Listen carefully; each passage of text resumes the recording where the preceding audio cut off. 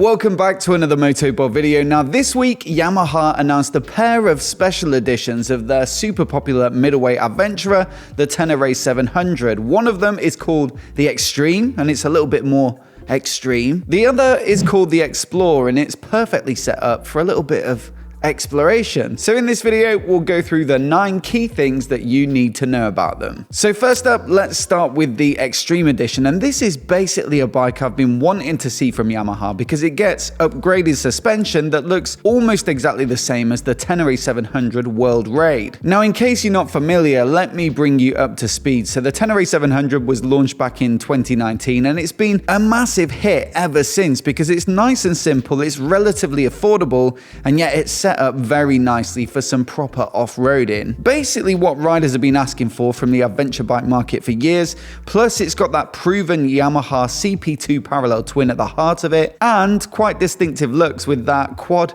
projector headlight setup at the front that give it a bit more of that rally style appeal. Now since that launch, we've also had a rally edition which gets some more robust protection and a fancy paint job, and also we saw the World Raid prototype, which kind of imagined what a more serious distance off-roader might look like with a bunch of cool upgrades. Now that prototype went down really well, and it wasn't that long after that we actually got the World Raid production model. So that makes 3 bikes in the lineup: the standard bike, the rally, which is basically an accessorized standard bike, and then the World Raid. And this bad boy gets a much bigger fuel tank, so up to 23 liters from the 16 of the standard bike. And given that the engine is relatively frugal, that means a pretty impressive range of up to 534 kilometers or 332 miles, assuming you trust those official consumption figures, which normally, in my experience, represent very moderate riding. But for me, the biggest upgrade was the new suspension. So a KYB fully adjustable upside down front fork and a new KYB fully adjustable shock at the rear too. And they got more travel. So 230mm at the front,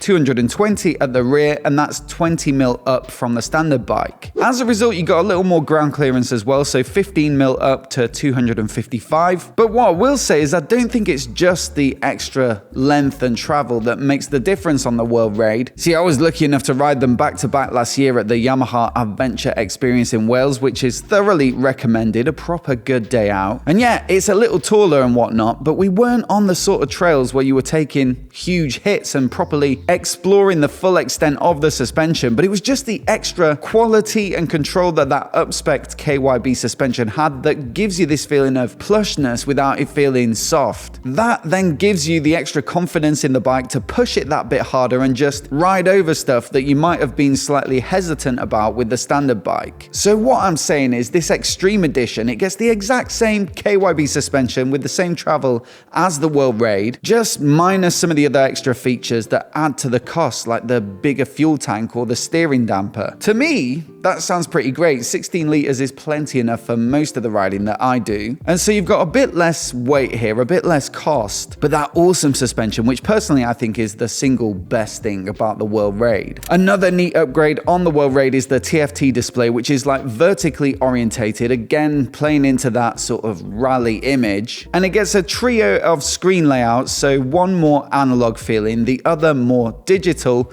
but the third is like a roadbook style layout with countdown trip meters for proper rally riding if you actually intend to do that. Now the standard Tenere this year for 2023 has been updated with the same TFT display, so it replaces the outgoing LCD, but the standard bike doesn't get the rally layout, it just gets the 2. But here with the Extreme Edition, you get the 3 layouts from the World Raid, and so again it gives you a bit of a halfway house between the standard bike and the World Raid. On top of all that good stuff, you get some extra hardware that helps give it a bit more of that proper extreme off-road vibe, so it gets some lightweight, non-slip titanium foot pegs, which they say provide 35% more grip, an aluminium radiator guard, which should help with projectiles thrown up from the front wheel, and also an aluminium chain guard, and you get the high front mud guard, which I guess helps with mud clearance, although you still got a bit of a mud guard at the front there hanging out the back of the fork. Now in fact, most of this stuff is available in the accessories catalog if you try and configure a Tenere standard bike through the Yamaha website, so you could just do it yourself to the standard standard bike. But the key thing is the suspension isn't available through the configurator, only some massively expensive Öhlins upgrades. Now on top of those extra bits and pieces of hardware, you've also got the one-piece rally seat, which has a few advantages. So firstly,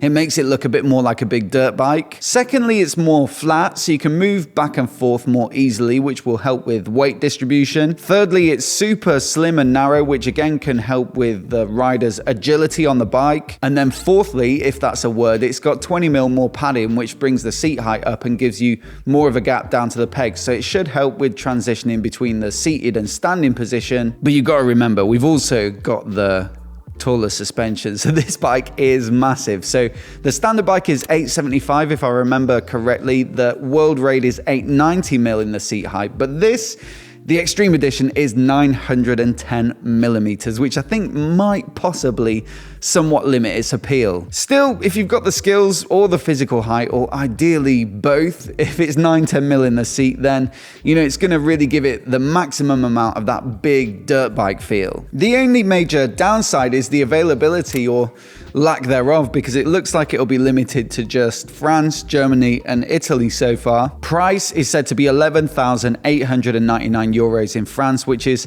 900 euros up on the standard bike, which I actually think sounds like pretty good value. I mean, in the configurator, if you just add all the bits like the rally seat, the pegs, the rag guard, the high mud guard, all that stuff, you're looking at over $1,000, and that's before you get the suspension upgrade. And yet at the same time, it's still 1,100 euros less than the World Raid.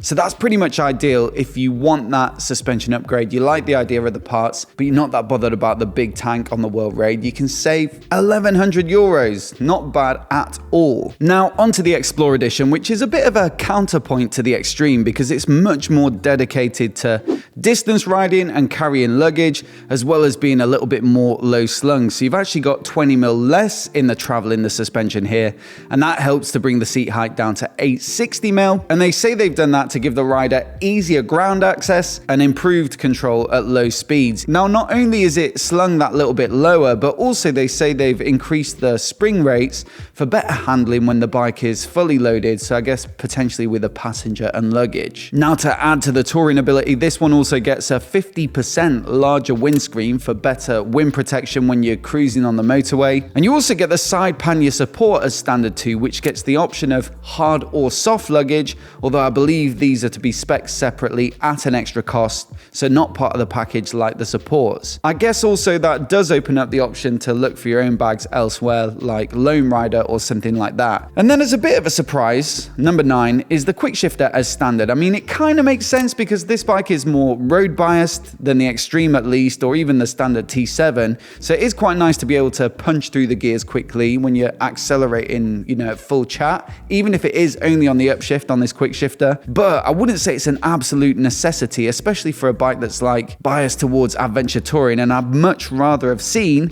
cruise control, although that's not available on any of the CP2 powered bikes, so I doubt we'll see it on any of the bikes on this platform until they do a major update to the electronics. Now again, this Explore model is France, Germany and Italy only for now, but it's 100 euros less than the Extreme at 11,799. And again, if you spec up those features separately on the standard bike, it'll come to more than that. So these special editions are definitely good news for the punter if you were looking to go in on the accessories. Now, personally, I really like the look of the Extreme. Like I say, that suspension upgrade is like a game changer on the World Raid.